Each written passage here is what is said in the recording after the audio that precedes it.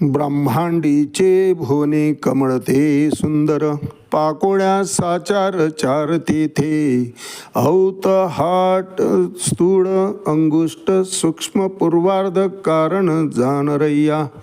महाकारण मसुरा पात्र सदोदित, ब्रह्मरंध्र साध्यंत वसतसे. चहू शून्य वर्ण देह चार पहा, कृष्ण नीळ शोभा विकसली.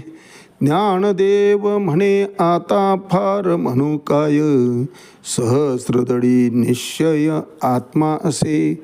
माऊली ज्ञानेश्वर महाराज की जय.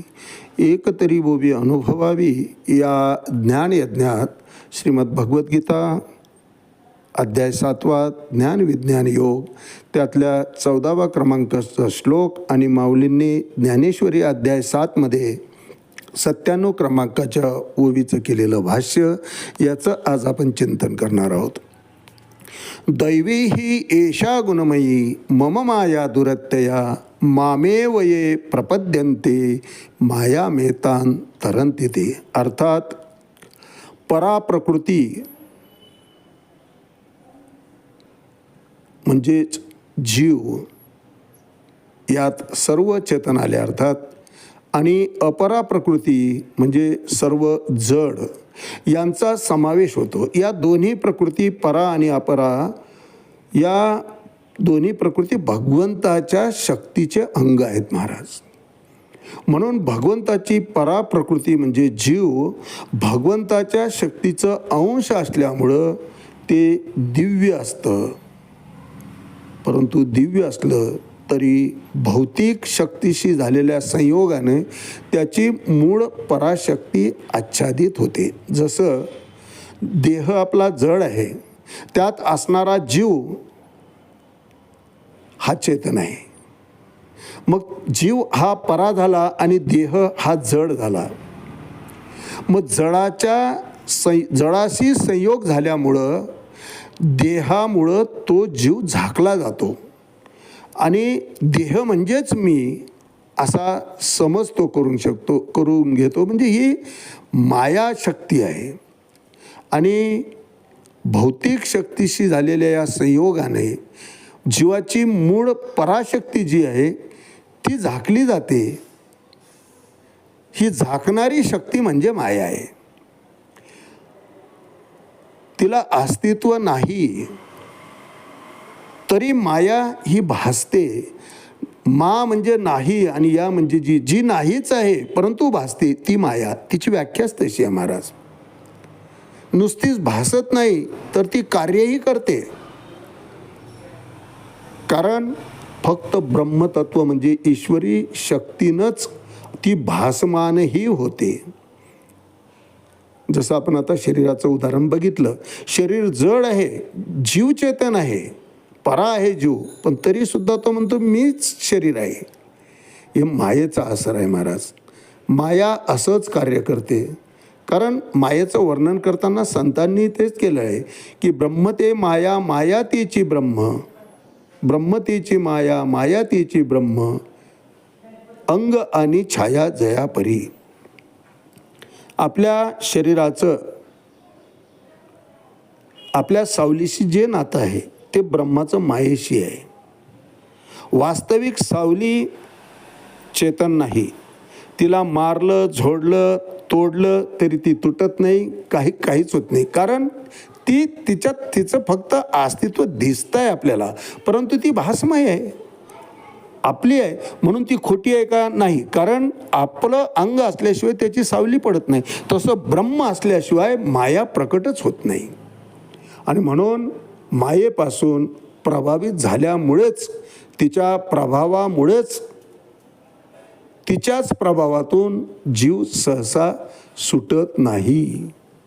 आणि यावर सुटायचाच उपाय काय आहे तर भगवंत ते सांगतात की माया मेतान तरन्ति ते, मामेव ये प्रपद्यन्ते. बस माझ्या ठिकाणी शरण आलं की त्या मायेच्या कचाट्यातून जीव बद्ध अवस्थेतून मुक्त अवस्थेत सहजपणे येतो. पण त्याकरिता भगवंताच्या ठिकाणी जीवानं शरणागती घ्यावी लागते.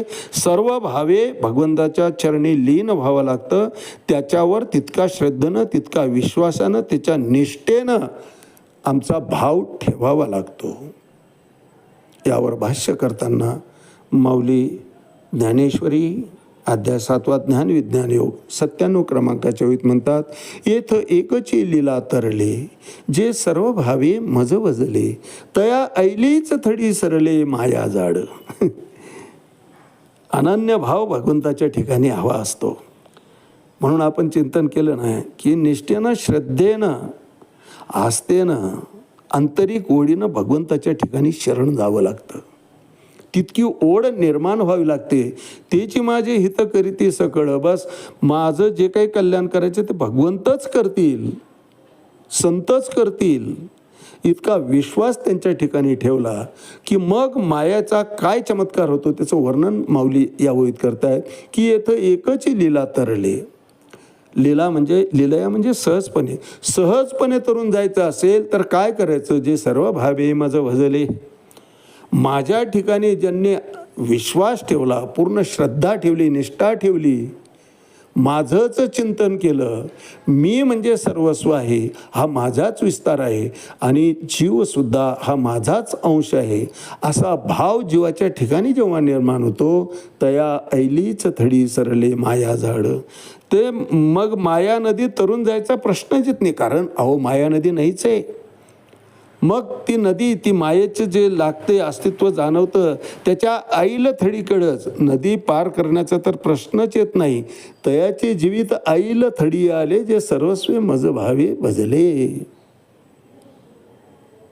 येथं एकच लीलया तरले जे सर्व भावे मज भजले. मग तयाचे जीवित ऐल थडी आले. मग बुडाले पण जेवी वाया गेले तेवी निरेची माया उरले शेवटली आहे भक्ती.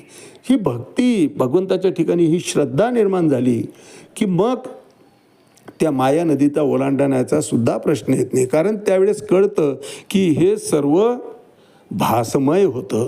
तो भास नाहीसा होण्याचा करण्याकरता जीवाला सद्गुरूच्या ठिकाणी शरण जावं लागतं. कारण सद्गुरूच्या ठिकाणी, संतांच्या ठिकाणी शरण गेल्याशिवाय भगवंताच्या स्वरूपाची जाणीव होत नाही. आणि भगवंत एकदा कळाला की माया त्यातून आपलं अंग काढून घेते, नवे नवे माया त्यातून चलती होत असते.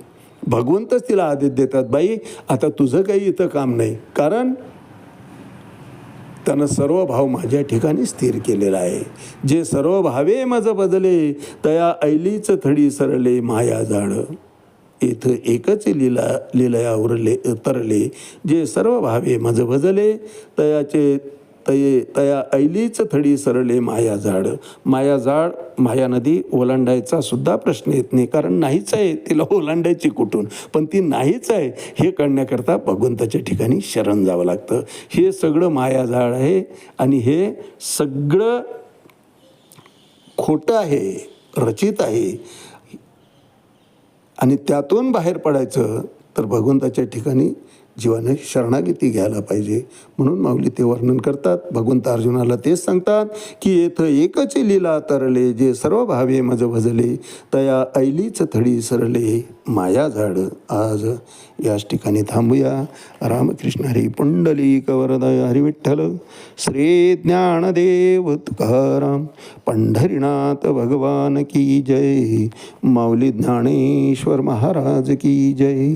जगद्गुरु तुकाराम महाराज की जय. शांती ब्रह्म एकनाथ महाराज की जय. आदि शक्ती मुक्ताबाई की जय.